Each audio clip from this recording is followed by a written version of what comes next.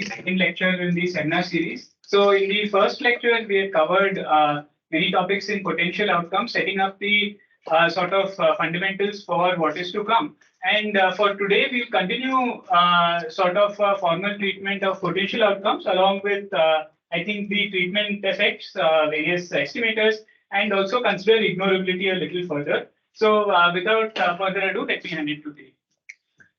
Yeah, so thanks for coming for this lecture. So let me do a small recap of what I did before, but excluding all the intro and all that about the sure thing principle, etc. Just recalling the notation, right? So can you all see this? Right? Yeah.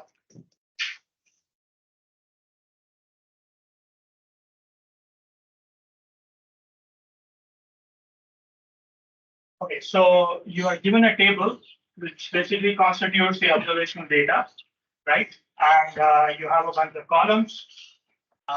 This is the observed pre-treatment variables, right? This is the treatment, and this is basically the outcome. And we said we'll actually extend the table sort of hypothetically into two other columns. And here also another column, which is basically all the unobserved exogenous variables. So we call it U. So we'll just have U1 and so on. Here you have X1 to Xn. You don't observe this, nor you don't know these. You only observe these three columns, right? And you have some treatment which is 1 and 0. For now, it will be binary. And then you have some reward for the simplicity that's considered this also to be binary, right? So here, these two columns are basically the potential outcome of applying treatment 1 uniformly for the entire population. And this is the potential outcome had you applied treatment 0 uniformly throughout this population. Okay, so there's no graph here. It's just pre-treatment, which basically means if you intervene on the treatment, nothing will happen to either this or this one. Okay, that's the only assumption. Now, we said we will consider the probability of t given x is greater than 0, called the positivity assumption. Then you actually have the consistency, which is if the treatment is 1, you basically plug in entry in one of the columns. If the treatment is 0, you plug in the entry in the other, right? So you can write y as t times y1 plus 1 minus t times y0, and the k, the one that is most important that we are yet to use to derive estimators is what is called a conditional ignorability assumption.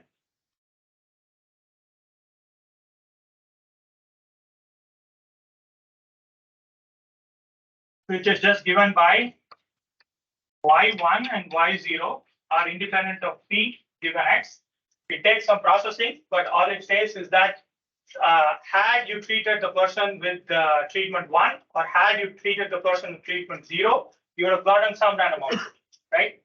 The joint distribution of both is independent of the factual treatment given x. This is called conditional ignorability. So some people ask when it holds. So one case where it holds is when treatment is decided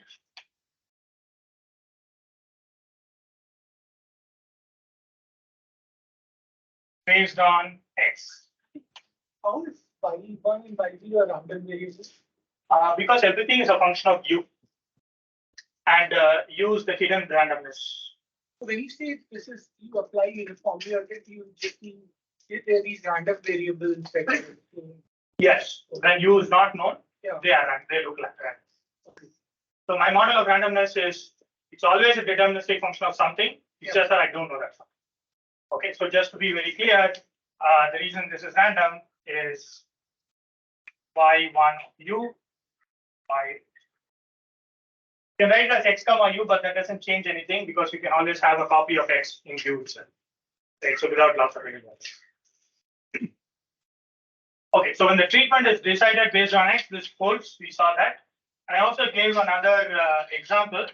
Sort of anticipating future lectures and Boolean outcome. If you allow me to just define this without defining anything. So if you have a Bayesian network of this form, right? So P of U1 times P of U2, then P of X given U1, U2, then P of T given U1, P of Y given U2. That's my conditional, that's my joint distribution, right? Here, I mean, let me not call it X, we call it some other variable S, right?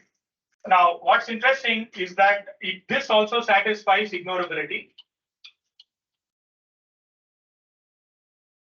with X equals null set.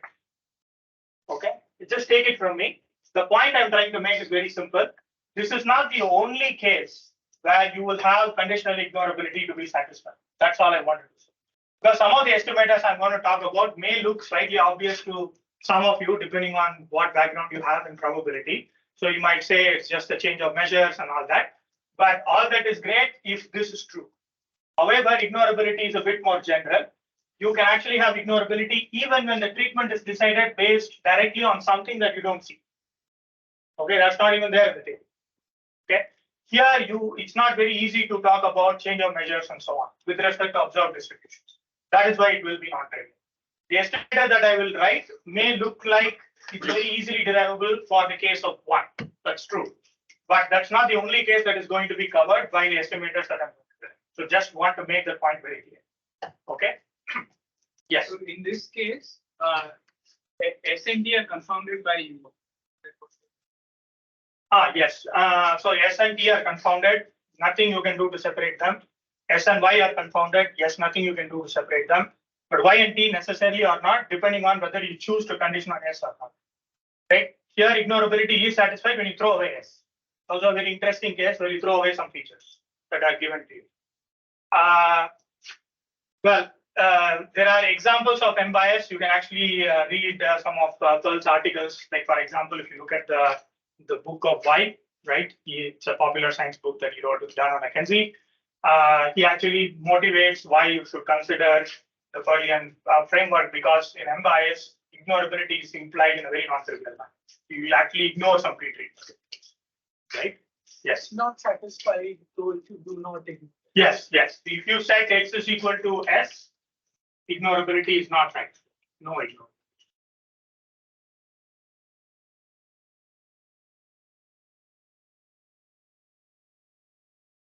Is that it's something called collider bias. So condition on the child, the two parents' genes are correlated, right? It's the same argument here. So there are two parents, and if you condition on this, what marginally remains independent no longer remains independent. You basically make it correlated. This is correlated with T, that's correlated with Y. And you can actually see in conditioning, you can't condition on anything else because there are only 3 observed variables. So you actually violate equality. We will come to all of this. We will make all of this when such graphs are given, when would ignorability hold or not, is more like a Pearlian style of argument. I just want to bring it up here to say that this is more general. Okay?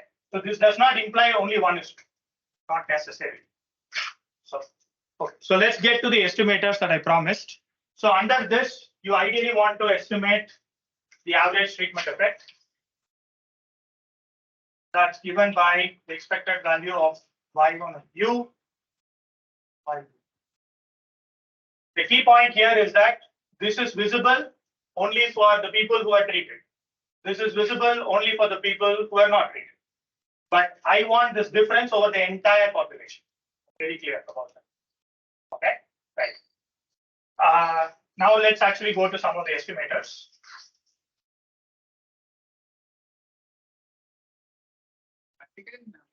What is M bias again?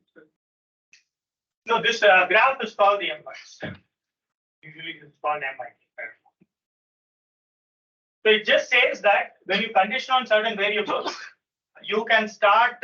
So there's something called collider bias. Collider bias is when there are 2 independent variables and they cause a down variable. If you condition on them, the two independent variables will not be independent anymore. They'll become correlated. So what could happen is when you are conditioning on more features generally that are given to you, you could be actually opening up paths between T and Y that did not exist in this particular case. For example, if X was set to null, nothing happens. T and Y are ignorable. Very nice. But then once you condition on M, you're actually opening this path. I'm saying this in a, I mean, I'm not introduced this formally, but just to sort of anticipate something that I'm going to say in the future. Also to say the point that this is a very non-trivial condition. Is that the graph is called that? And you don't put like y independent of t because you want to avoid this direct path from t. Yeah. The y independent of t is not what we require. We only want the potential outcome to be independent. This will be captured in the backward path. Backward path, always. Because when y1, t is just, there's no t, it's just an imaginary. Okay, so I actually drew the factual and the imaginary world. Maybe I should draw it here just to. So the factual world looks as follows. The counterfactual world or the imaginary worlds, so to speak, that you should think of, they look as follows. So y1 of 0, this is set to 1. And the same x comma u cos y1, but this can cos t. So there's no link here. Okay. Analogously, you can draw the same thing for y0 of 0, and I'm forcing the treatment 0, and this x comma u, and this is the factual treatment. Right. So this is what we have. This is what we are reasoning about. So here, if there is ever going to be any correlation between t and y, it has to go back. And that's the only thing I care about. Okay, now it will be clear in a moment why that's the only thing I care about. Right? Okay. So now estimators.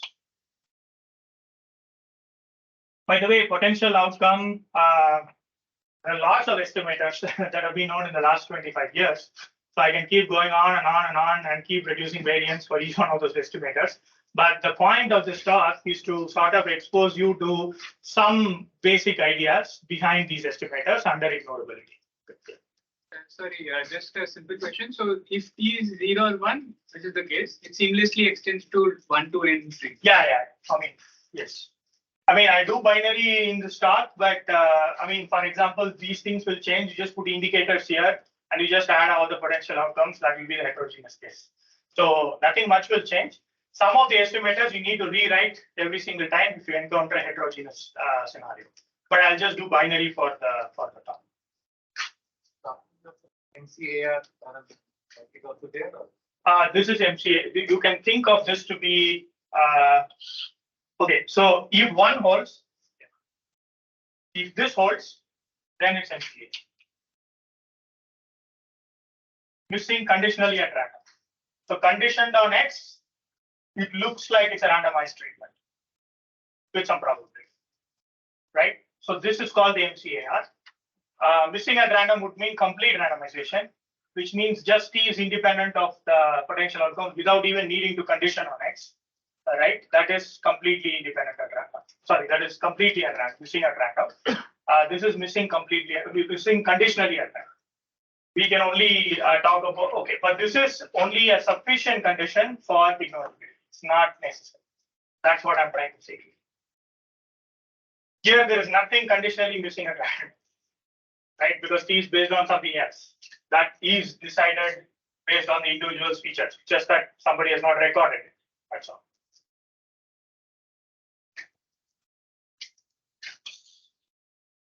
Okay, we'll come to these graphs. It's useful.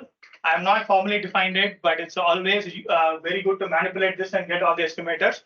But I will not do that. I'll directly do the algebraic approach. And then when we go to the Perlian stuff, you'll start realizing that these are all special cases of something far more general. Okay. So now the first estimator is a very simple estimator. It's called standardization.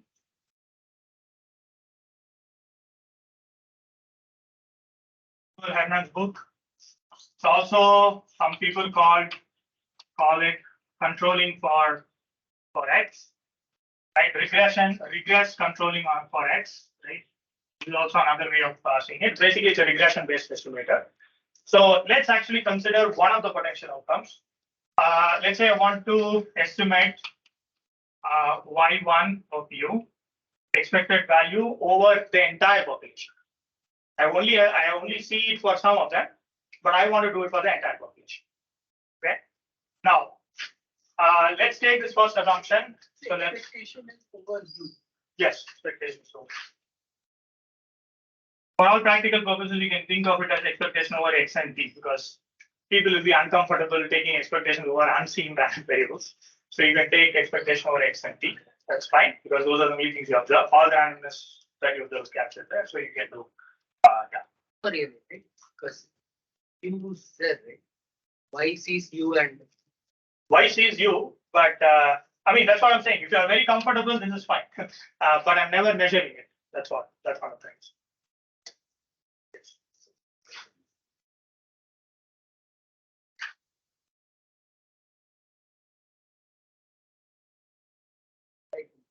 Oh,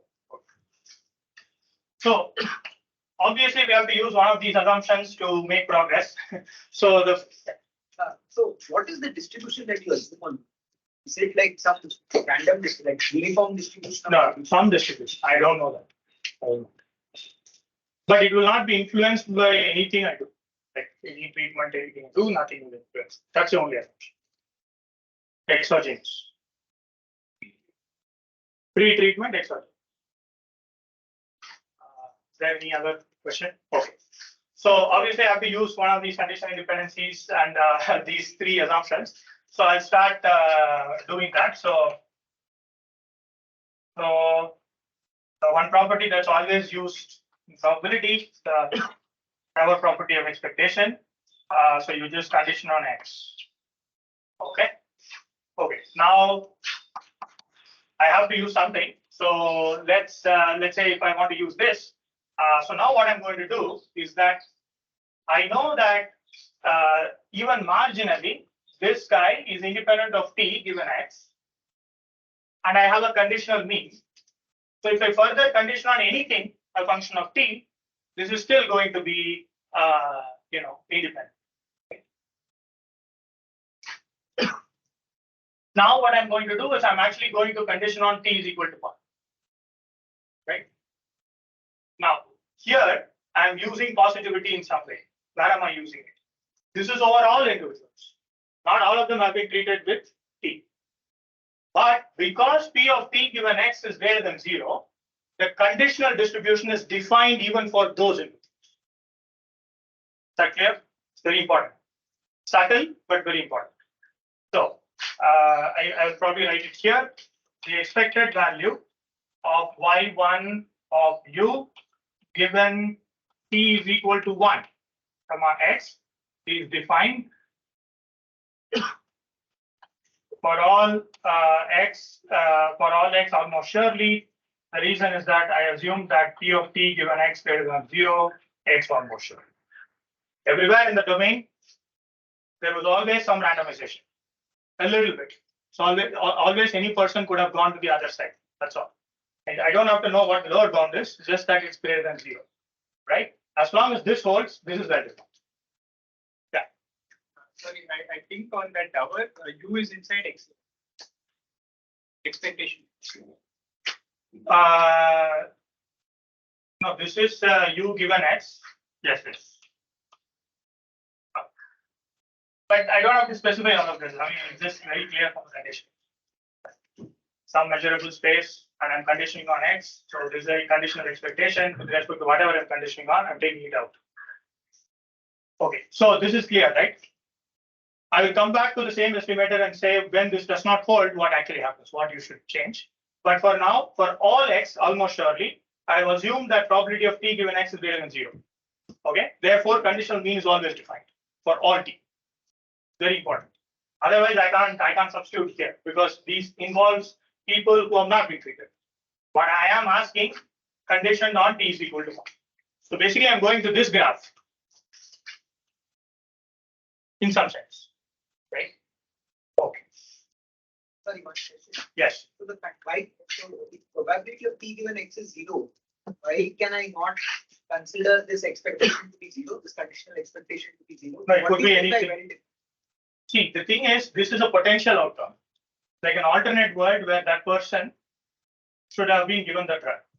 Now, you told me that person cannot be given the drug for whatever reason. So I just don't know what this is. But I could still define it to be 0. I don't know what you mean by well defined. No, but the potential outcome literally means in the alternate world, that person is talking about this world. And this person has been subjected to 1, and you got y1 of 0. But you told me because of the treatment assignment, I would never get to see it. Even if I have lots and lots of samples around X, I'm never going to see it. Right? So it's an unknown variable. I cannot define it, that's all, but I can't call it C. It's an extrapolation. Right? So if I want to be very formal, I have to go to Fubini's theorem in measure theory and then tell you that only when you have measurability of all functions with respect to a particular domain, this conditional expectation holds, and outside this it won't hold. That's why this is not defined if this is not. But if you are discrete people, very simple, just take X to be discrete, T to be discrete. This follows very easy. Okay, but I can't define this, then this is not true. That's all I'm saying. Is there any question? Okay. In a frequent test, again, just to anchor. Yes. Yes. If this wasn't like patient or treatment, but like something that you could repeat, it would just the non-zero probability would just mean that if you do this experiment over and over again, this will happen, Right. this event, and then you can Condition. Yeah. It's just an expectation. You're not talking about any finite sample estimator. Yeah. But this is true. If this is true, this is always true. That's from probability. Okay. Now, so from positivity, I'm applying two rules at the same time, plus conditional ignorability.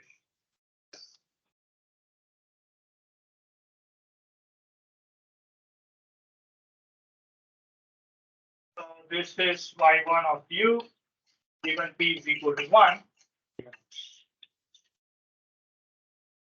Right? Okay, so now what do you think I would do? So I would obviously use the consistency. Right? If t is equal to 1, y1 of u is just nothing but 1. Right? So value of y given t is equal to 1 given x. Okay, I started with a quantity which is counterfactual, or rather potential outcome, which I don't observe for everybody. I ended up with some numbers which are completely in the observation domain. The two assumptions that I used are positivity and ignorability. I cannot talk about any population where you have determined that for sure they'll only be either fully treated or untreated. I can't make any claims there. Okay, so support overlap, ignorability implies this. Right, this is a very simple result. Yes. Support overlap effectively means that you can directly estimate y1 from y2.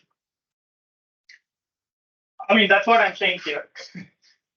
In a sense, yeah, just the observation. The second thing is, this is like if you are imagining a world where you're just changing the treatment without moving X, it's like intervention.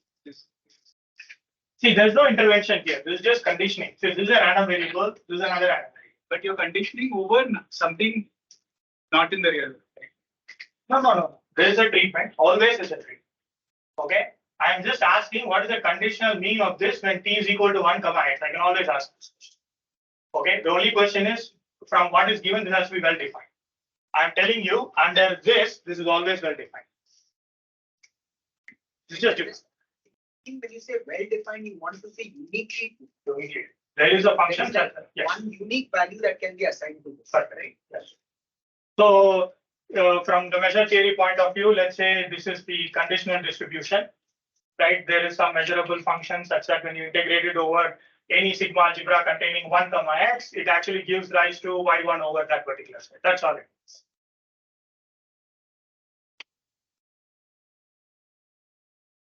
Okay, so the second thing is that when you go from the first expectation to the other, now the expectation is also over.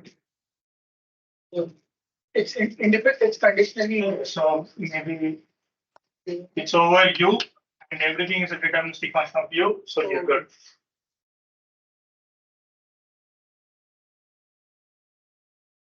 Yeah, so I think this is the point. Like, if you were to take this inside expression in the first place, you would have to have a measure over x where t equal to. Correct. Whereas you don't have to.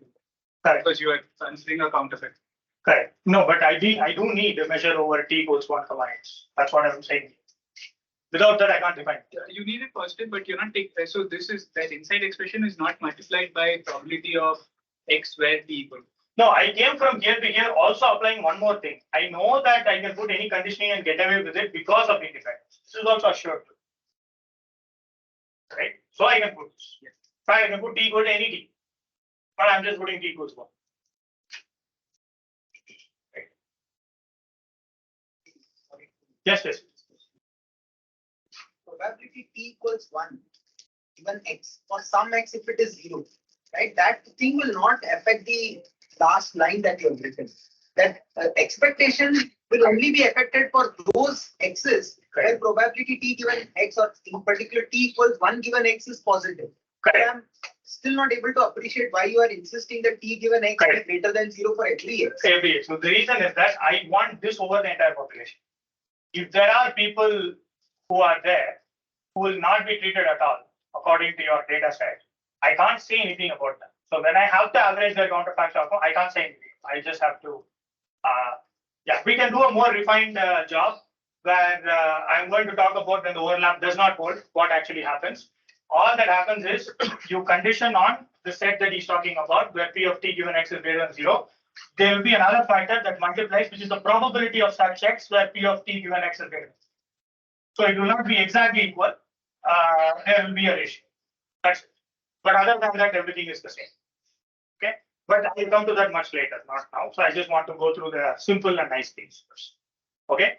This is, by the way, called controlling for x. If you remember the first lecture, I asked you if I controlled for cholesterol. Cholesterol caused the exercise caused cholesterol to increase, right? And then if you controlled for age, then you possibly got an interesting answer. So it basically means that somebody considered age to actually satisfy this criterion, that x is equal to age. And then this essentially means you have to condition on this, but you have to average marginal over x given t. Usual conditional probability is you do p of x given t, but you shouldn't do that here. You should only do marginal. If you do marginally, it's called control. This is what people mean by control. Okay. Why is it called as control? What is it called controlling? I don't know, it's an English statement, but the way I would think about it is you're sort of simulating a randomized experiment with different strata. In the sense that if people are stratified according to x, so let's say x is discrete, just for simplicity, x are 5 values. Within each of the strata, there's a randomized experiment. That's the interpretation. You want to call it controlling or not, I don't know, but that's the interpretation. Okay. So this gives rise to another thing called good that you asked. It gives rise to another thing called stratification, where what people do is that they actually cluster x, basically turn them into different bins, and for each one of them, they actually simply take the t is equal to 1 and t is equal to 0. They just simply subtract the y's, and then they just average over all the stratifications, but keeping in mind the occupancy level of each strata. Okay, so that would basically give rise to the expected value of x. So it's another technique called stratification, which I'm not talking about because regression sort of thing. So here you are assuming that you're controlling for the right x. No, I'm not assuming. No, in the sense that to recall the cholesterol example. Yes. If you have, say, if you were controlling for Age. Age as well, and then if you control for something else, Correct. you could get a different result. You could get a different result. I'm assuming for one of them this is satisfied, and I know somehow this is satisfied for that particular x, then you will get it. We'll go to Fourier approach to say when possibly this could be true, and so on. And that's a thing of a huge debate. Like you have to assume something, right? It's not that you can ever get any causal answer without any assumption, but that's the assumption with which we would work for. What was the contrasting thing that you said should not be done? This is the way to compute the standard, like this expected value, but what was the other option that you suggested? So I'm going to derive other estimators. No, I'm saying in contrast to controlling, you said you should not condition. Like what? Okay. So just to remind, expected value of y given t is equal to 1 is given by expected value of x given t, and inside an identical expression. The only difference is x and x given t. Okay, so when I give you the table, if I looked at the exercise on cholesterol, if I did this, I got a positive slope, right? So more exercise caused higher cholesterol. But if you control for age, assuming age did satisfy this quality, we don't know, but suppose it did, then this is called controlling. That I don't do any conditioning here, I just marginal. Right? Because if I did conditioning, then it would become just y given. So this is basically one of the first instances where conditional probability is not equal to the interventional one. This is the interventional one, this is the interventional one. I intervened here. I'm looking for this expected value of y1. That's exactly what I'm looking for here. And it is not equal to this in general. I mean, unless x is itself independent of t, in which case there is randomization. Then you don't have to worry. Right? So this is basically the simplest statement saying conditioning is not same as treating. Because the right hand side is just looking at the top diagram. It's just y given t. So if I just gave you a table and I asked you who has, I mean, what is the treatment effect, you just calculate this and just tell me, okay, this is the average effect. But that's what we are saying is that if this is true, these two are not necessarily equal. So conditioning not equal to intervention. Clear, right? On the left is intervention. This is conditioning. They are not equal because outer expectation is marginal. Here it's conditional. Okay. So now let's go to another estimator. So I'll just give a series of estimators. I'm not going to derive any finite complexity results, just to expose yourself to what are the different identifiable estimators you can actually construct.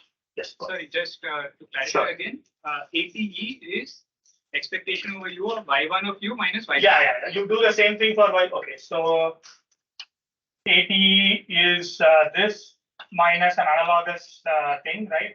Expected value of y0 of u.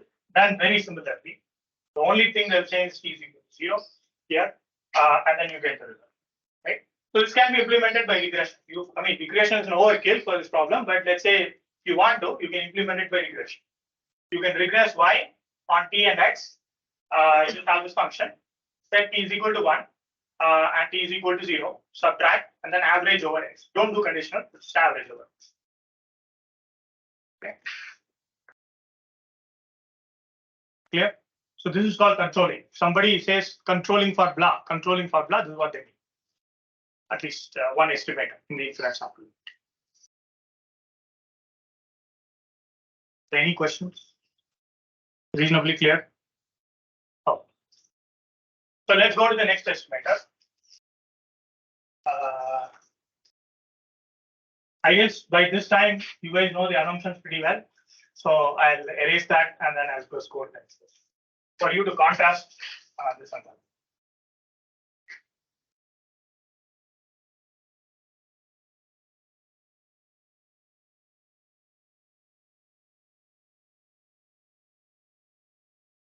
What is so good about this statement? Other than the fact that their expectations. It is very bad. Perfect. It is very bad. We will go to a reasonably good one.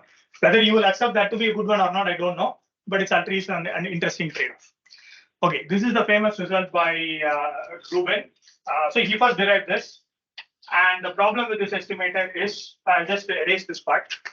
The problem with this estimator is if x is million dimensions, I'm asking you to do regression over million dimensions.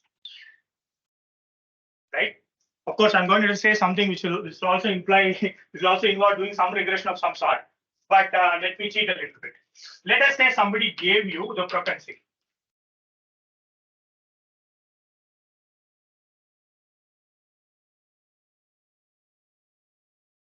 Okay, where in the real world would anybody give you propensity? Okay, let me give you a very real world example. So I'm basically constructing a recommendation system. Okay, I ran your favorite social media ranking algorithms. Let's say there were only two treatments, just one type of a page versus another type of a page.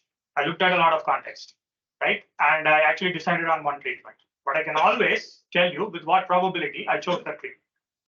Because people always use some exploration in reality. So people would log P of t given x.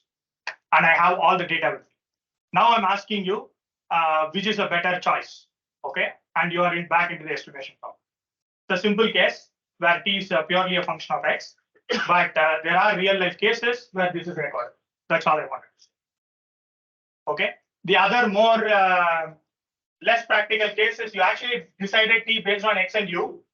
It satisfies ignorability, but you recorded only the probability, but you forgot everything else, and that's totally fine. Okay, so you only need to know the propensity. Okay, now I'm going to derive an estimate case.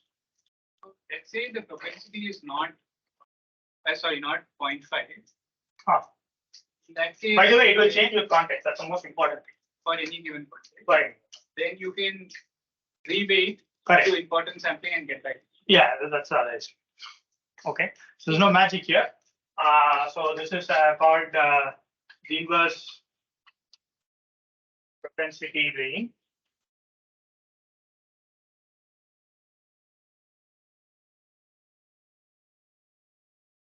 If I'm not revealing too much, at least publicly, there are many recommendation systems which you interact every day in the world, which actually uses IPF.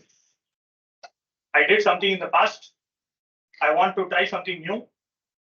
The first thing people do is basically ignorability satisfied. They actually try to do inverse propensity. Of course, question is the variance and all that. I'll come. You had one more constraint, right? T dependent of x. No, I said P of t given x. Last time you introduced like 4 constraints, right? The first one was. Oh, ignorability. You mean ignorability? You're talking about MCR, but he said already this is included. Ignorability is y of 0, y of 1, independent of t given x. If x, so I'm not saying t was decided based on x. I only said this is logged somehow. So I give you 2 examples. One is t was decided on x and something else, but somebody logged me what this marginal probability is. You can estimate this really well, let's say. Okay. People can question how come you cannot do regression, but you can do this. That's a more involved statement. So there are density ratio methods for ratio estimation methods that you can actually bootstrap from just doing classification. So P of t given x is nothing but you do a class. So you basically take x, call the treated people as label 0 and 1, and you just literally try to predict, right? And the ratio of your prediction is exactly what you actually want. Right. So there are some ways in which you can estimate this slightly better than trying to regress on a very high dimensional function. I'm not justifying this is harder or easier than this, but there are a lot of real life cases where this is recorded. That's all I'm saying. Is there any other question? Okay, so let's actually, so this is, so I'll actually call this B of X for a reason, which I will come to later. So Rubin's one of very famous result, although you may not think it's very famous, but famous result is to realize that the propensity is the only thing that you require to control. In fact, if you substitute X by B of X, this estimator is still valid. Okay, but I'll come to that later. But let's actually derive an inverse propensity weighing estimator. So the B of X is the propensity. For every X, I just need to know with what probability you will be treated. That's the only number I need. If for every X, if I know that number, that's enough to actually estimate this. I don't need this complicated regression. Some sufficient statistics. B of X is the sufficient. Okay. So maybe I should say that. B of X is the sufficient statistic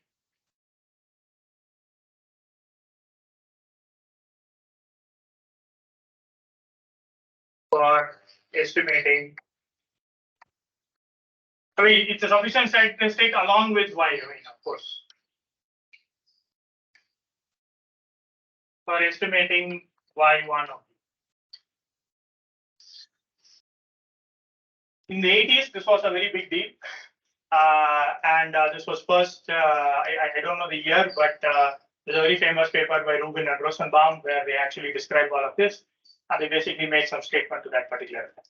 Okay, so let's actually look at one more estimator. So I again want to estimate the expected value of y1 of u, right? The same thing. My claim is this is nothing but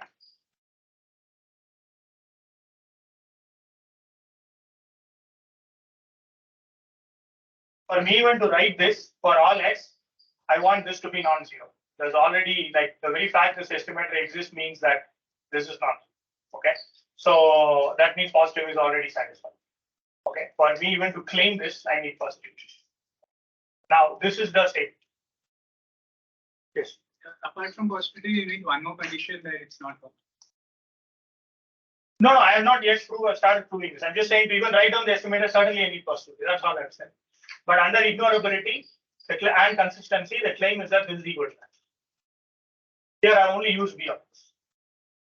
Okay, the scalar number. It's like derivation, but why are sample complexity questions not interesting? No, this is interesting. I'll come to the third estimate. Okay. Yes. Then there's a fourth estimate. So we'll progressively improve on the sample. Okay, yeah. One question.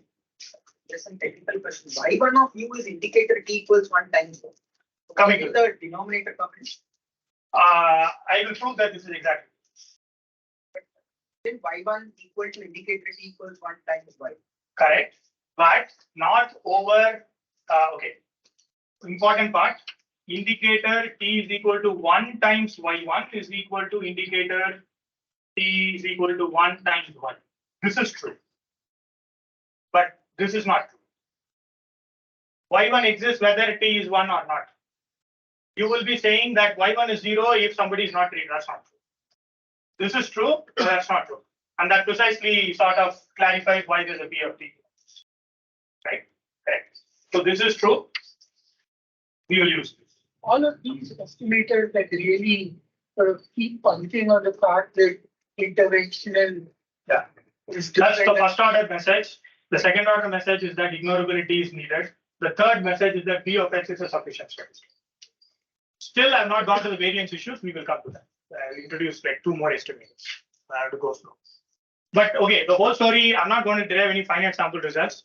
If you're interested in finite sample results, and for people who know median of mean estimators, it's very simple. Let's say y is bounded. Okay. Then look at 1 over p squared integral. Let's say the second moment is bounded. Okay, but I'm not saying that anything about the tape.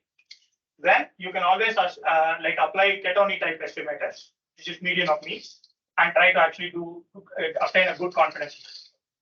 I'm not going into this. If you want, I'll go to it in the next lecture. I just want to introduce another series of estimators which trade off bias and variance very well. And even in the infinite sample, I mean, by just looking at it, you know that this is a better estimate. Okay, so I'll go to that. But the finite sample story, very interestingly, is still alive. There are a lot of people in what is called off-policy contextual bandit or off-policy learning, right? They try to use this estimate. I've obtained a reward under some policy. I want to know what if only one option was tried or some other policy was tried. Basically, this is the estimate of it. Yes. If I have some variance on P of estimate, this would be a high variance estimate. It will be a high variance estimate. But if you have a bound on the expected value of 1 over p square less than, let's say, sigma square, then you can show some sort of a sub-Gaussian tail bound with this sigma. But the estimator is not going to be an average. It is going to be what's called a median of means estimate. I don't want to go into finite sample thing in this lecture because it will break the flow. But there are variance issues and people do try to tackle. But I can maybe devote a certain separate lecture to telling this estimator. But this is just a heavy tail. That's all. All I'm saying is a heavy tailed estimator with a moment bound. If you have a heavy tail distribution with a moment bound, the way to estimate its mean is using this median of means, CATE type estimators. There are many of them very at this point. This has similar form as like importance. Yes, it's the exact important. So the important sampling estimators, you can go and look at CATE type for heavy tail random variables. They are very relevant. Of course, if you don't have the second moment, but you have 1 plus epsilon moment, still all of them are doable. Okay, but I'm not going into those details here.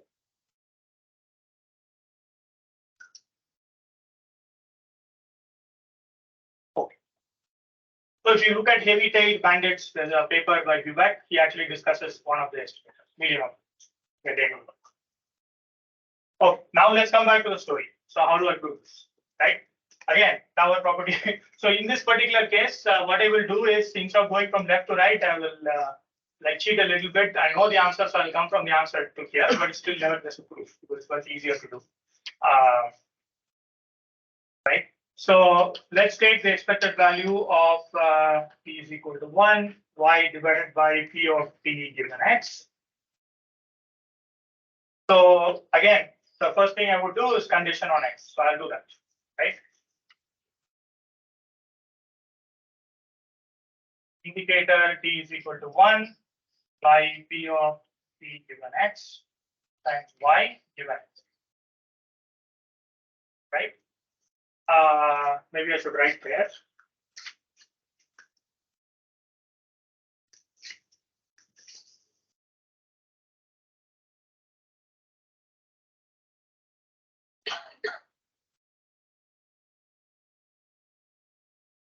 Okay, this is, by the way,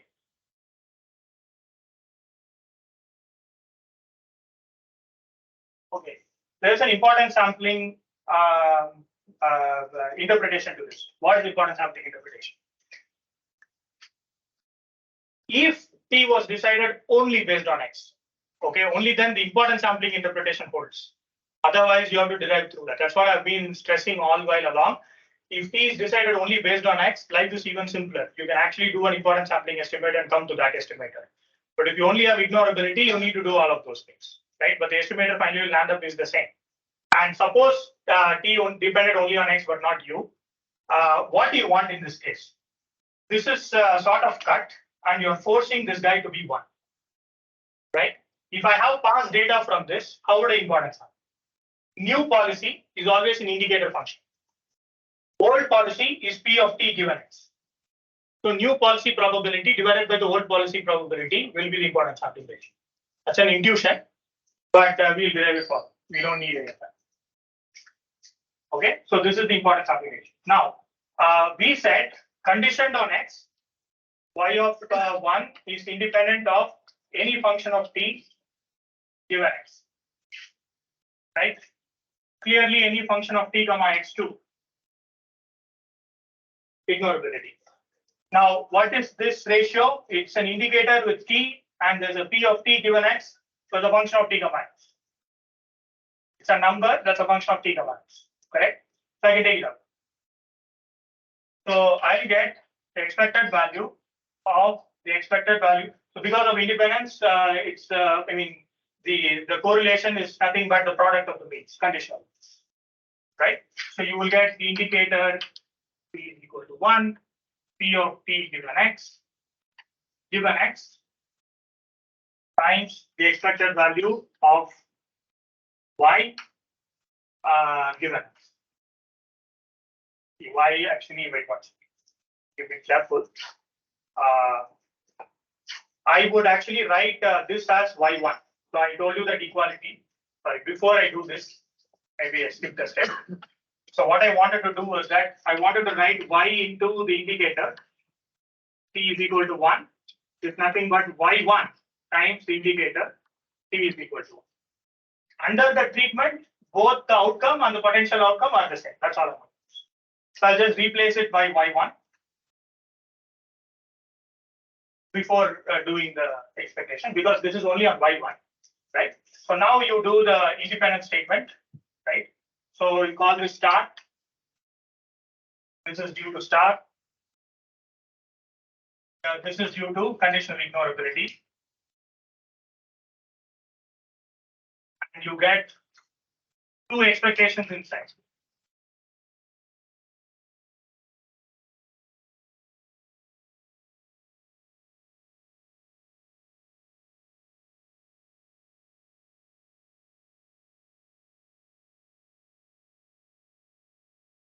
Clear? Okay, what is this? There's an indicator on the top, but there's a probability of t given x at the bottom. That's exactly. In fact, when t is equal to 0, the whole thing will be 0. But when t is equal to 1, it is this is probability of t given x divided by probability of t given x. Therefore, this is 1. Right? But for that to happen, again, you need positivity. So here is where the positivity holds. if it doesn't hold, this one will be only there for a certain area in your X. The others it won't. Therefore, that will come out. And I feel all the calculations will go through when it don't require that, because then the expectation when the probability is 0, those terms will not appear in the expectations.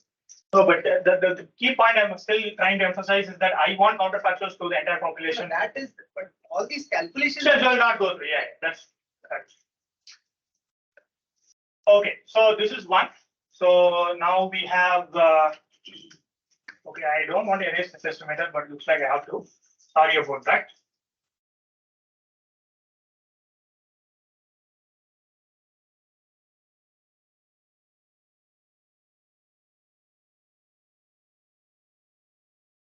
Okay, so we got the expected value of y1 by this consistency written in a different way, which is the star plus ignorability.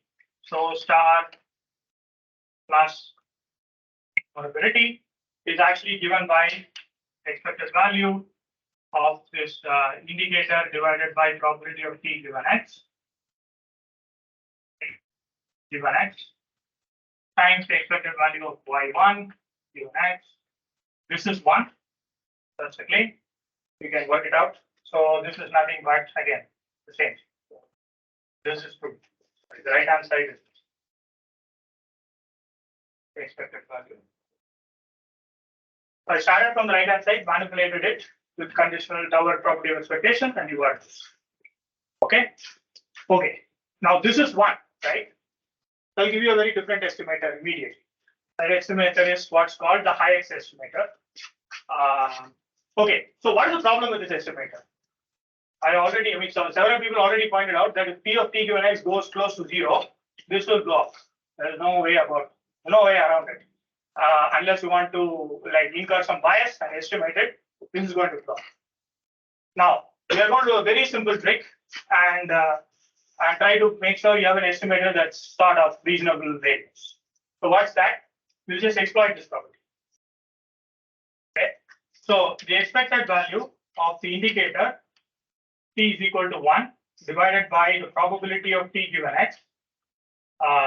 This is equal to 1, right? Because conditioning itself is 1, so expected value of that is 1. So if you have a number, I can always divide by 1. So there's no problem about it. Conditional. No, but even conditional expectation is 1, the full the marginalization is going to be. So there's nothing. So what I'm going to do is I'm going to take this estimator, just simply divide by this guy. Okay. So IISc estimator. People are looking for where this estimator is in Hernan's book. It's in some chapter 12 or 13. Okay, so that's where they discuss this, but it's a very important discussion. So what you do is another estimator is simply given by the expected value of the indicator t is equal to 1 y by p of t given x divided by the expected value of indicator t is equal to 1 by p of. Okay, so this has a name. Just to keep credits, Hurwitz-Thompson estimator. Although there are several variants, the most important thing is the importance sampling one. But I again want to repeat, the estimator does look like importance sampling, but it does not necessarily come from importance sampling arguments. There is no like change of measure arguments are not directly applicable. We are working through equality. This again want to emphasize that. But once that estimator is there, you can do all sorts of things that you do for normal importance sampling. So that's interesting. Okay. So what is good thing about the IISc estimator? Okay, these things are blowing up, no problem. I'll normalize. Right? So if you look at the finite sample estimator, it will be like you take all these weights.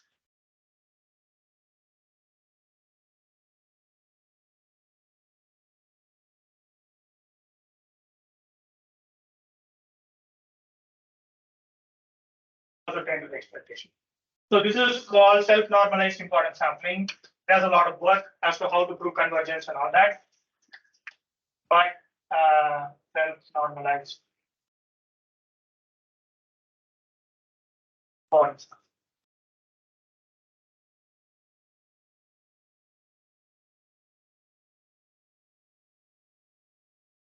Yes. This X estimate.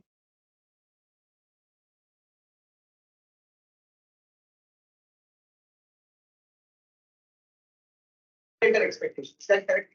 No. If you have n samples, you will get yi times wi divided by sum of w. So weighted. So the sum of which will go to 1, yes, but not at finite time. But the interesting part is this will always be normalized. The variance of this cannot exceed the support of 1. Here you are blowing up. Okay, I did nothing except divide by 1. But then once you write it in the estimator format, it is biased, but asymptotically it is consistent, and the variance is less. Yeah. So I could understand that estimator because how I saw it was you're trying to impose the conditional ignorability by saying that I want to weight each value such that y is independent of treatment given x. That's how I thought of that. Is there any intuition for this? Okay, coming to that. Yes. So, but this estimator is clear, right? Do you agree it's correct, right? Because the denominator is 1, so it has to be correct. Yeah, so just to get this right, this expression is fine. You're only dividing by 1. The estimator is if you do these collect some finite number. Yeah. Okay, so the finite number of samples would be. Let me write it here. Is that okay? So this will be called this as W of X, for example.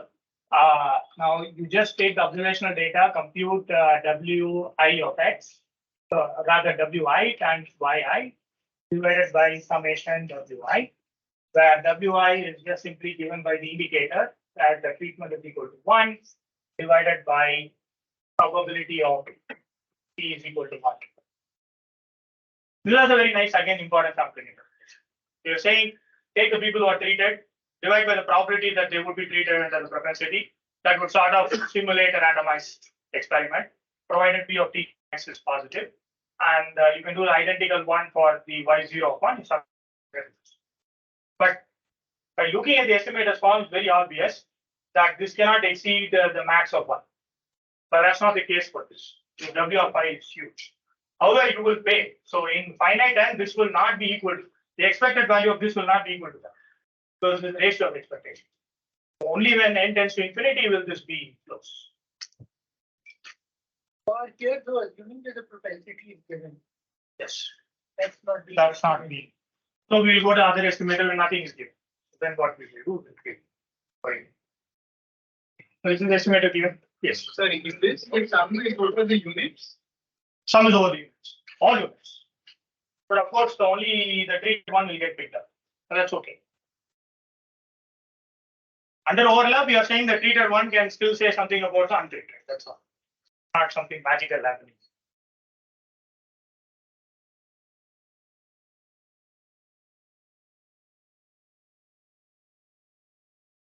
Okay, so now let's come to the case which Guggen was talking about. When P of T given X is not greater than 0 all over the place. So then what is all these things actually trying to say? I will not prove it, but I just state the result. Okay, you can just go through the complicated. It involves the same set of arguments. It's just that you have to be very careful in conditioning and all that. You will get this result. So when, so can I erase this? Right.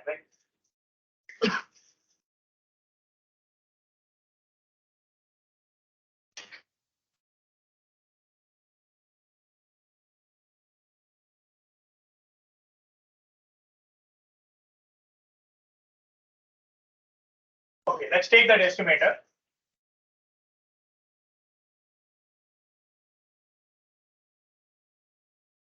It has multiple interpretations, but before I give the interpretation, let me actually give the version where P of T given X is not positive all throughout the domain, right?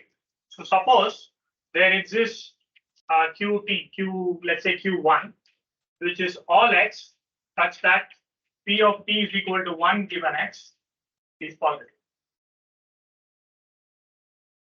Okay. And P of Q1 is not 1.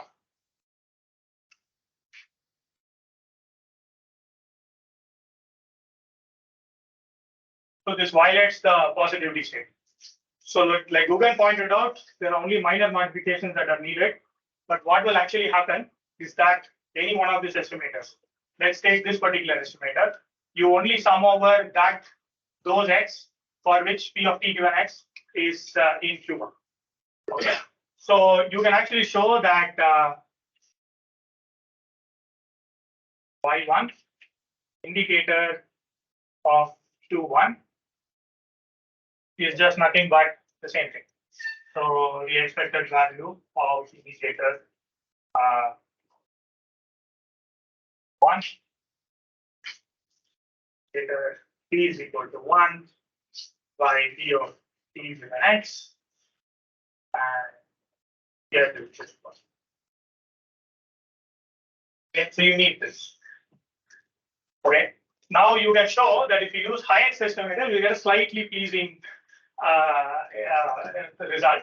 If you now divide by all the x's for which this ratio is non-zero, what you will get, so the high X version, so this is not the high X version, this is the IPW version. So the high X version is given here. So you will get y of 1 conditioned on Q1, x belonging to Q1. This is actually equal to the estimator, which is indicator 1, indicator 1, y, indicator x, vector values of indicator 1, indicator 1, p of t given x.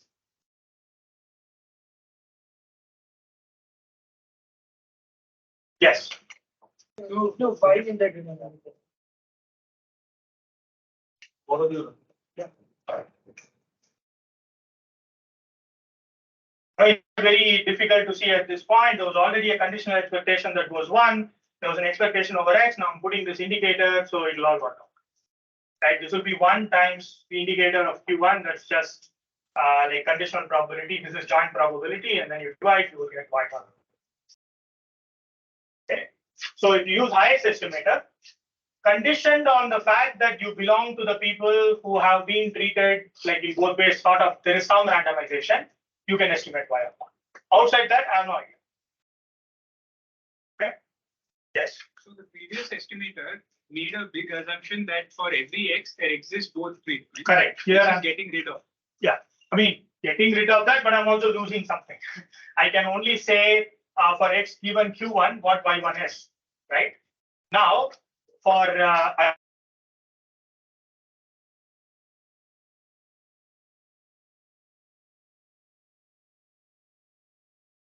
say, so what you should do is you should use indicator Q1 intersection Q0, and then you will get the common conditioning. And for only those people, you can tell me what the treatment effect, average treatment effect is. If one person is never going to be treated, there's nothing I can do about that person. If one person is never going to be not treated, then again I can't do anything about it. Right? So there's no magic here, but the point is you can do conditional versions. So all this is saying is like given this is basically extending the previous estimator to cases where both treatments are available. Yeah, but highest estimator only has the interpretation of the conditioning. If you do IPW, you need to put an indicator, and this gives rise to something. I mean, you still find it. If you're fine with this, you still find it.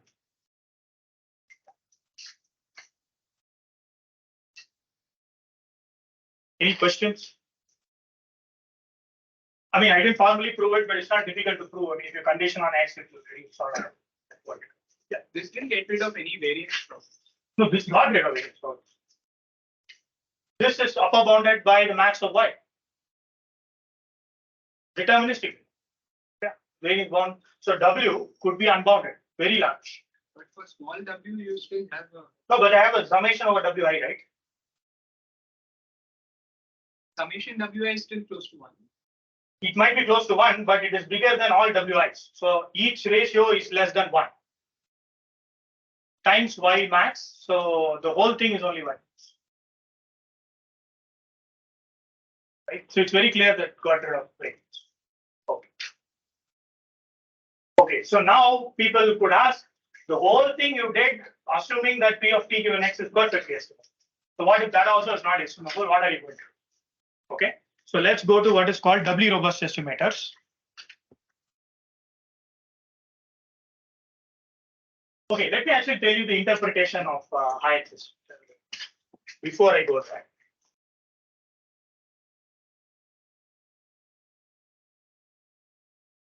So what is the interpretation of IISc? I mean, it's just not an interpretation. There are different ways of deriving the same thing.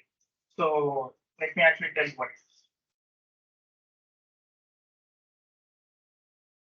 By the way, if you go to any package today, like Econ ML, Doubly, or IBM's CSD 360, you will basically have all these estimators implemented. And they have variance plots, everything. If you want to know support overlap, they'll calibrate the classifier P of T given X. They'll show the calibration plot. And you will know for what part of X can you assume that P of T given X is not 0, so that you can like force yourself to only those people and you can actually compute the treatment effect and all that. So all this has been coded up very well in all these packages. So today, in go to hospitals, this is what they do. They take one of these estimators, they apply. The only question is, how do you ensure ignorability?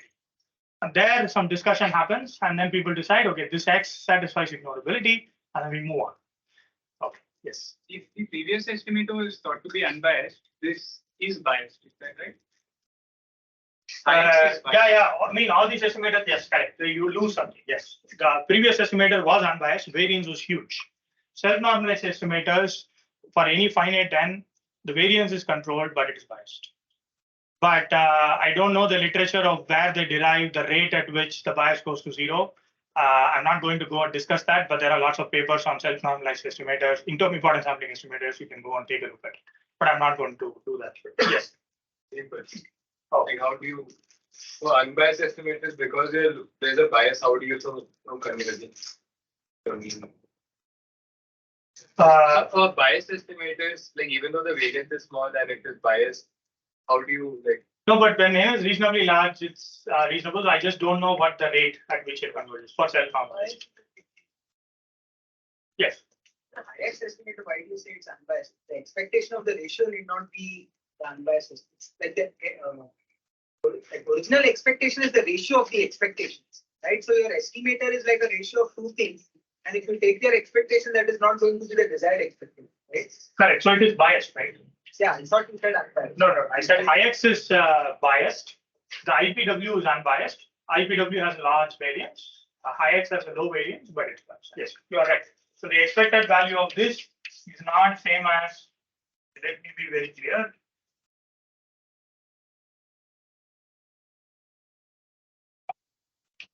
But the good part is that the denominator is going rapidly to 1. Okay, so that is the only thing that saves you. Okay, so what's the interpretation of this estimator? Well, it's not much of an interpretation, but people like to say that in causal inference courses, so I'll say that here too. So the interpretation is the following. So if you have y and you have treated and untreated, right? So clearly there was a bias between this population and this population. Any X enters, it's highly likely to be present in treated than in non-treated because P of T given X is non-zero, right? So in some sense, you want to make the treated population and the untreated population look similar. So that's what it means. So what you do is that you put W of X here is equal to indicator, treatment is equal to 1 divided by P of T is equal to 1 given X. Here you use the opposite, T is equal to 0 divided by P of T is equal to given X.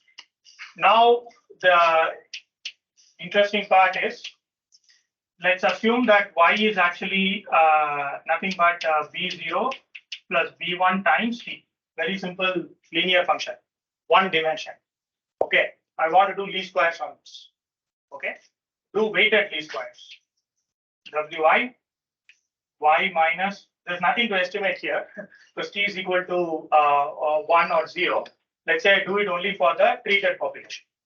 Okay, so I'm just looking for a constant, basically, that would minimize this guy. Okay, you can show that this is nothing but the high system. This is a fine example.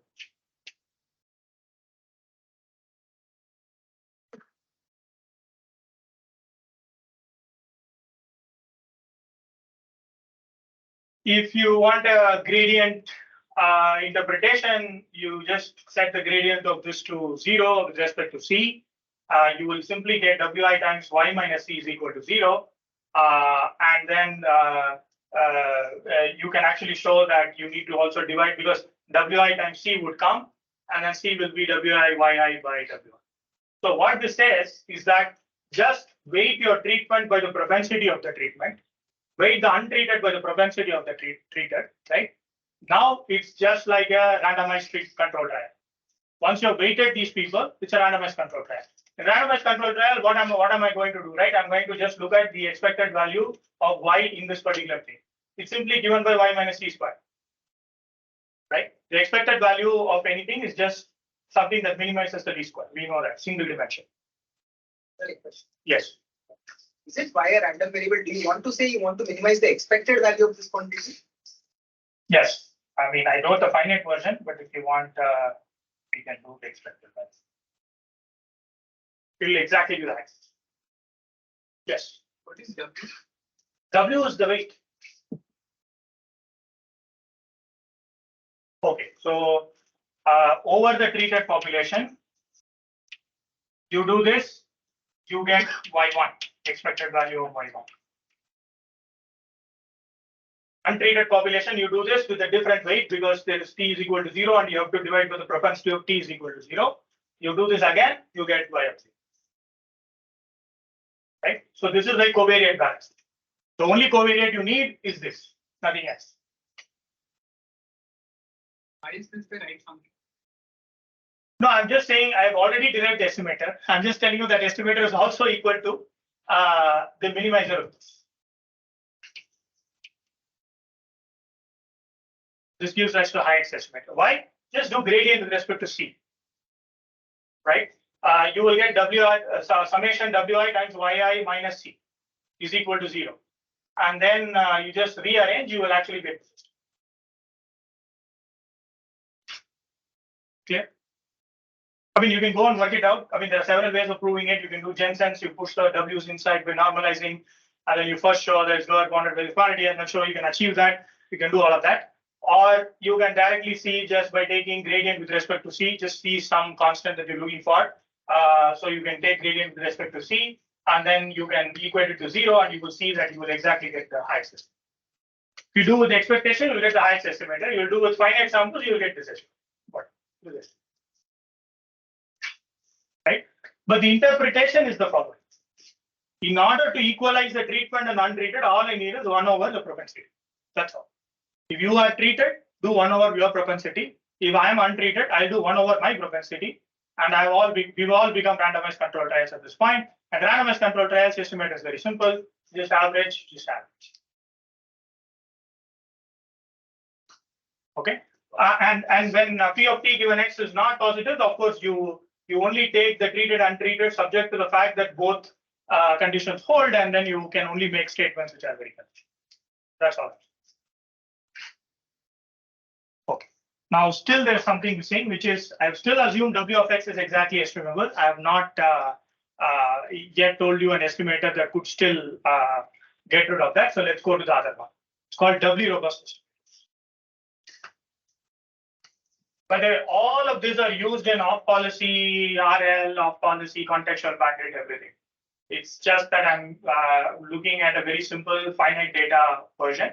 People usually use this on whenever they play policies. And there's a lot of literature on it.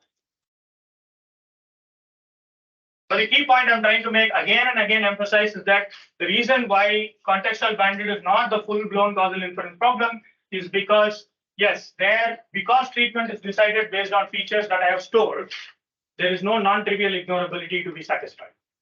But if there is non-trivial ignorability, if the conditional ignorability, it still doesn't mean that treatment was only decided based on X. But as long as ignorability is satisfied, all these important sampling estimators go. That's a bigger picture. And first discovered by Rubin and Rosen. This is called matching. So you're trying to match people. So what you do is, okay, there are various ways of matching. I mean, there's a huge literature on it. So the first way to match is that you actually look at, so you basically bin W of X because W of X lies between 0 and 1. So what you do is you take a plot. So you have W of X on the X-axis. You bin them. Let's say bins of size 0.1, let's say, right? Now you put all your people depending on the propensity for the treated and untreated. Now take every one of the groups, just subtract.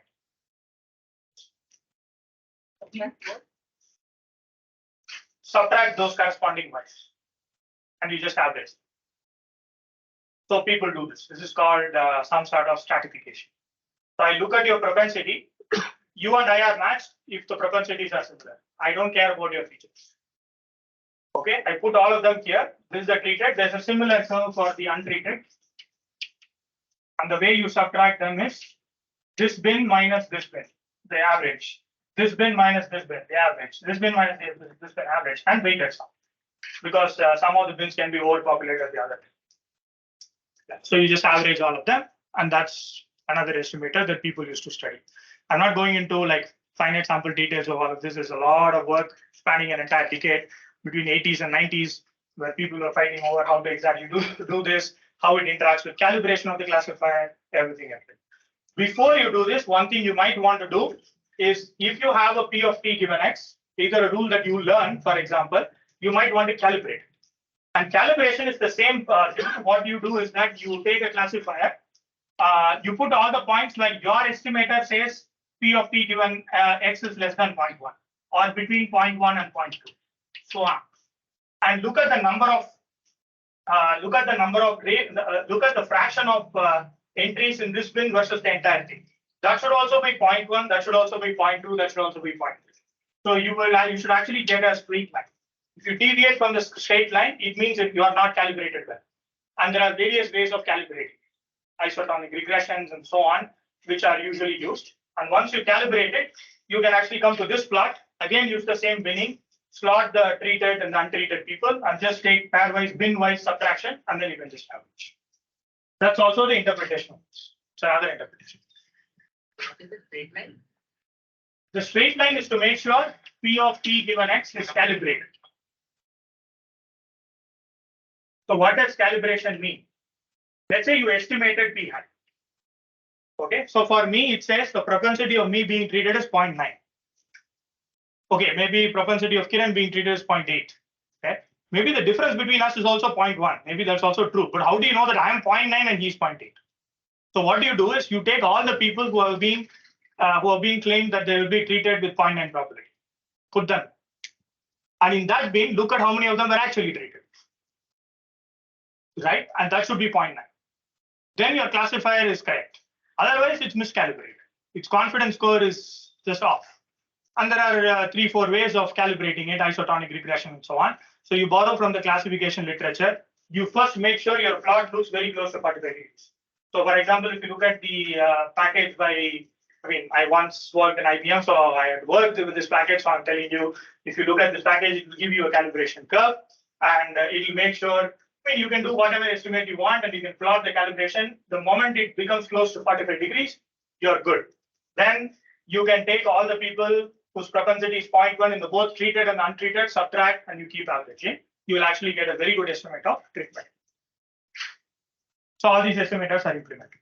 But this is very important before you start doing anything. If the propensity is not given to you, but calibration alone is not everything. You can have a well-calibrated classifier, which is not good. It's not actually predicting the true P hat of T given X, in which case you will incur bias. So we will come to how to correct that. Okay. So I have only 5 minutes. So I'll quickly tell you what the idea behind doubly robust estimation is. And next class, we will go manipulate it a little bit and try to see what all the implications are. And then I'll go to individual treatment effect and I'll move on. So, is that fine? So this is called doubly robust. And lower bounds in this So far, it's all equality and identifiability. So we will come to lower bounds if I ever talk about finite sample complexity. Actually, it's an open problem to figure out in many of these cases what's the correct estimator, what's the sample complexity, and what the lower bound is and what the upper bound is. In many cases, if you go and look at the literature, it's not fully known. It depends on the assumptions you make. Right, so it's very, very worthwhile if people who are interested in sample complexity analysis, how to actually take any of these estimators and actually prove lower and upper bounds, very tight ones. Right? Yeah, that's a big open problem. Yes. To me, 8 was sort of very intuitive. As we are going deeper and deeper, we are getting different estimators. How do you know what is correct? I mean, I showed everything is equal to expected value of y.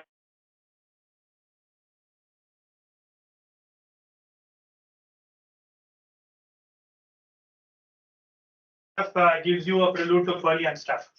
When I give you a data, you can do all machine learning you want. You can regress y with this, you can regress y with that, you can regress all of that you want. But only one of them actually estimates what you want. And there are a few of them which estimates what you want. And that depends on some theory and causal models under which you can show identify. Right? It probably points to that. See, we are looking for one number. By the way, this is just one number. There is no randomness here. We are not talking about individual treatment error. There's no function here. Just one number. So I can obviously derive multiple estimators to get to the same. So that's not very surprising, but you have trade-offs. Okay. So doubly robust estimator. Let me just give the punchline, and maybe I'll introduce the estimator next time. So what this says is a very interesting statement. So the first estimator, let's recall, is the expected value of y given t is equal to 1, right? This is the estimator 1. Let me ignore the highest one. You can use the highest one if you want, but let me do the IPW version. That's much easier. So the IPW version is the expected value of the indicator t is equal to 1 times y divided by probability of t given. The IPW estimator. Here, I need to regress the output on my features. Involves regression, but that's all it involves. Here, I need to know the propensity very well. There are two different trade-offs. Depending on your problem, you might know this very well. Depending on the problem, you might know actually this very well. Okay. Now, suppose you only know one of them very well, or in a given situation, if either of them is good, like it is consistent, can I get an estimator that will be consistent? If I take only IPW, in cases where the regression is consistent, but IPW is not, that will not be consistent. In this particular case, if you know the propensity score is consistent, but this is not a consistent estimator, I'll again get biased errors, even when I'm testing them. Is there an estimator that combines the best of both worlds? Okay, so it's a very simple trick. It's used all over causality. Many people have studied this kind of estimators. So it's called doubly robust estimator. So the doubly robust part is this. You only need one of them to be consistent. The other is fine, but I'll still give you a consistent estimator. So the idea is very simple. So suppose you call this B of X. Let's call it B1 of X. Because for the treated, I'm trying to figure out what the outcome would be for a particular person. Right? It's a very complicated thing to derive, but nevertheless you can derive it. Now let's look at the propensity. This is pi1 of X. Because that's what matters, because there's an indicator up to the top. So this is nothing but the same thing divided by P of T is equal to 1. Right? So I have this propensity. Okay? So I have no idea about these estimators being consistent, but one of them could be consistent. So what you do is the following. You actually take y minus B1 of X. Okay? Apply the IPW estimator on this. And add the bias. Right? So you do, so I'll call it W of X. So this is, okay, it's called pi1 of X, right? So what you do is, okay, let's call W of X to be, okay, sorry for the redundant notation. I didn't think through properly. Let's call this W of X, right? This is your estimator. Sum over all X. You take anything you think has predictive value. Doesn't matter if it is biased or unbiased, right? Have that as here, the expected value of this, but of course it's going to have bias because I don't know if it's consistent or not. What you do is you subtract it from y, you look at the residue that will have lower variance. Because I've already subtracted some big signal, it's just that I don't know if it's biased or not. So it might tend to be smaller.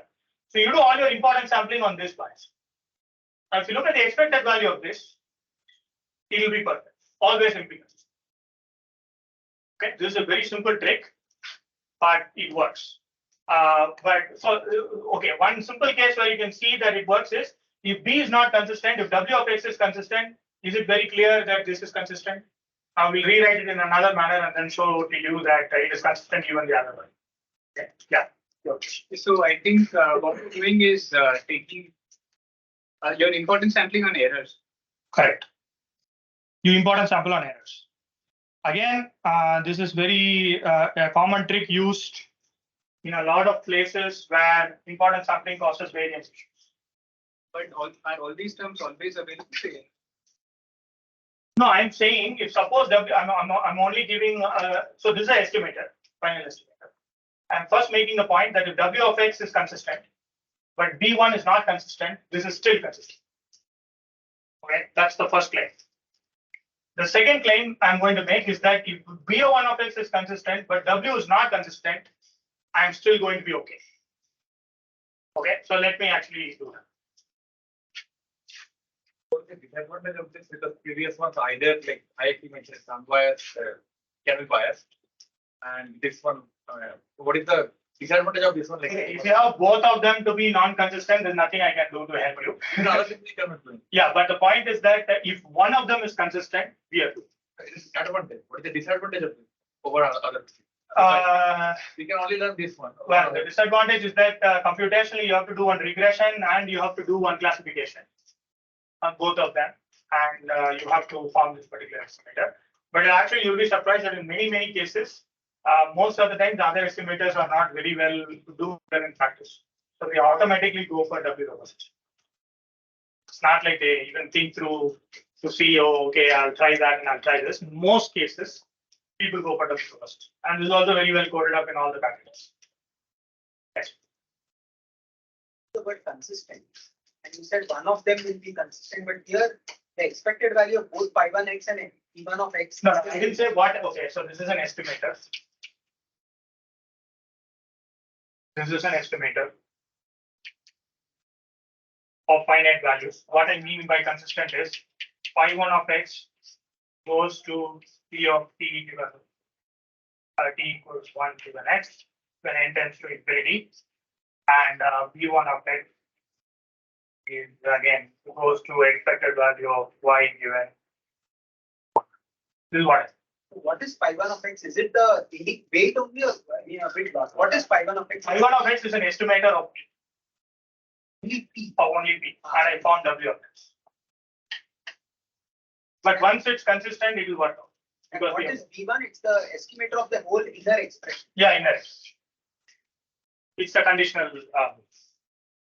This is a sum over x, y of x minus expected value of x. Okay, you want the expected. So I wanted to write the finite sample estimator, but if you want the infinite sample estimator, then sorry, the expected value, it's just nothing but assuming pi1 is correct, the exact one. It is w of x times y minus whatever thing you have, d of x plus d. Per sample, just subtract, do the important sampling on the residue, plus just add the bias. That's all of that. Okay.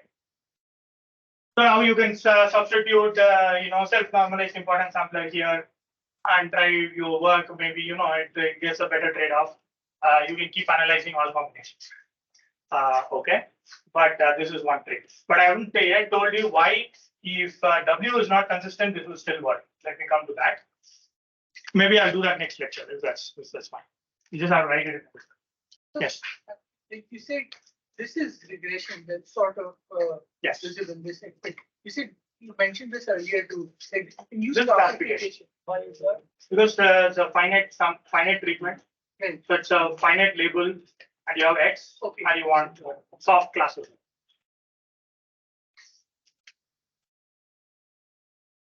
Yes. I actually meant, when I said expectation, I meant for the inside one. So over in the same mix, you might have two different Y's. So do you want the No, expectation of Y given? No, but observationally, I only have X, T, and Y. So my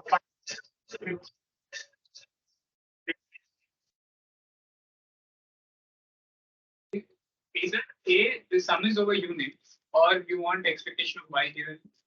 this is expectation over all units.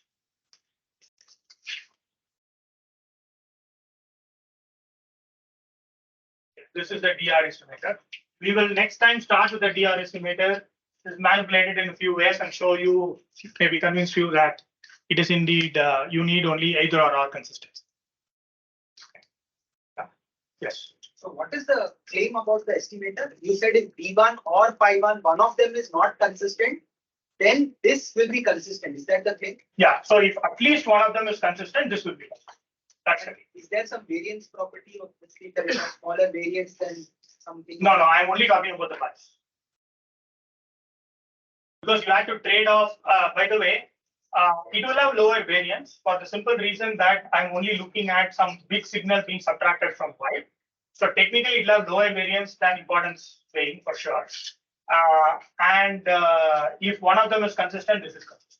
So I'm strictly getting a better estimator from IPW, but I'm ensuring that consistency holds if either of them is consistent.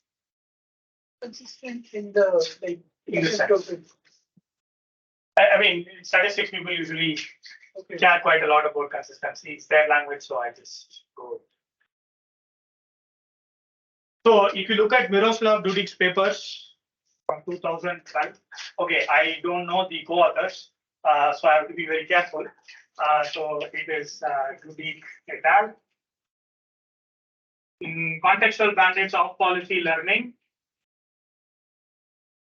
in the early 2010s. My guess is 2012 is an HTML paper, but I'm not for sure. You can actually look at finite sample analysis of Doubly robustness. They use this. So in contextual bandit, this is very, very much used. If I have a policy, even if you knew the policy, sometimes the variance could be bad that you might want to do this. Right? And if you do self-normalized importance sampling, the bias might be too high.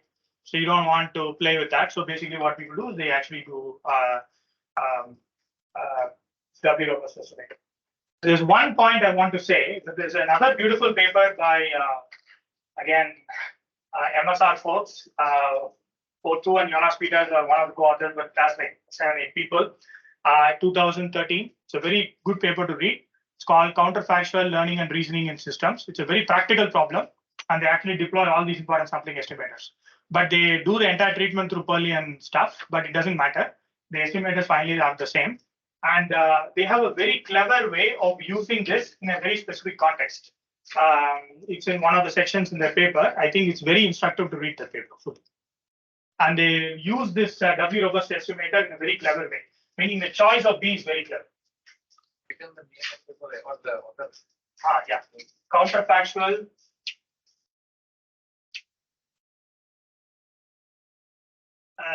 learning and reasoning in systems.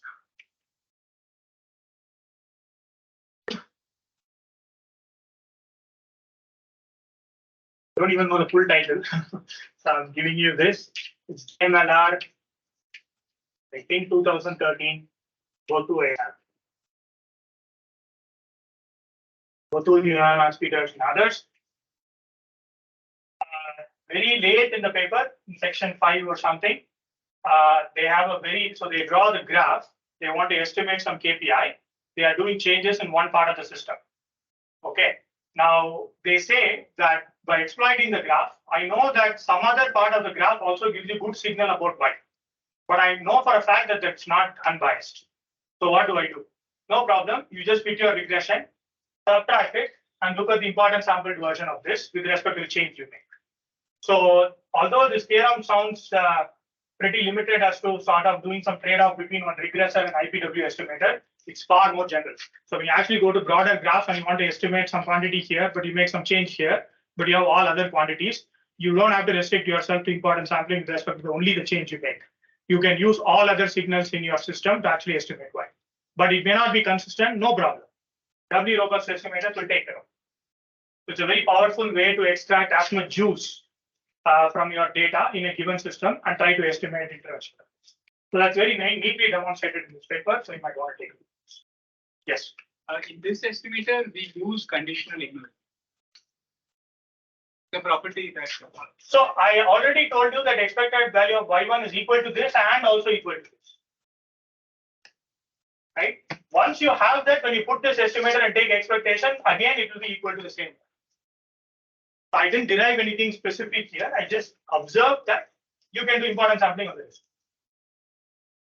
The third estimate is where you divided it by Correct. sufficient W, that is lost. That also you can do. You can actually do take the residue and apply the self-normalized importance sampling estimator too. I think that will still satisfy this condition. But you have to divide by W of X by summation W of X. That's your weight. And you can put that weight. Okay, it's not consistent, but asymptotically it's consistent. So it will work out. So yes, that also is. So that's it for today. Yes. So here when you define consistency, it was